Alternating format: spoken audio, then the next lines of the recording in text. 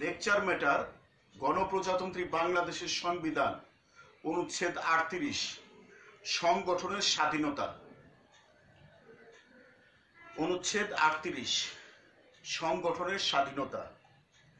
জনশৃঙ্খলা ও নৈতিকতার স্বার্থে আইনের দ্বারা আরোপিত যুক্তিসঙ্গত বাধানিষেধ সাপেক্ষে সমিতি বা সংঘ গঠন করিবার অধিকার প্রত্যেক নাগরিকের থাকিবে।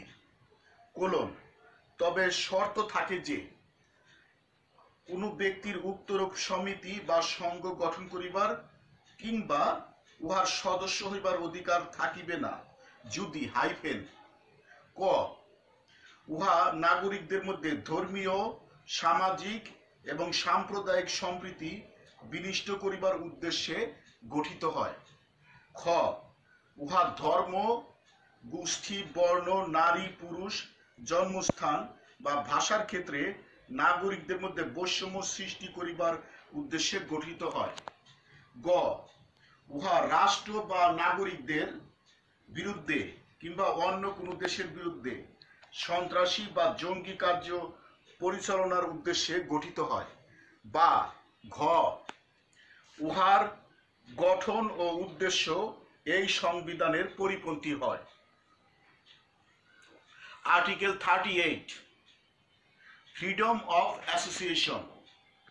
Every citizen shall have the right to form associations or unions subject to any reasonable restrictions imposed by law in the interests of morality or public order, provided that no person shall have the right to form or be a member of the said association or union if small a it is formed for the purposes of destroying the religious, social and communal harmony among the citizens. Small b it is formed for the purposes of creating discrimination among the citizens on the grounds of religion, race, caste, sex, place of birth or language. Small c it is formed for the purposes of organizing terrorist acts or militant activities against the state or the citizens or any other country.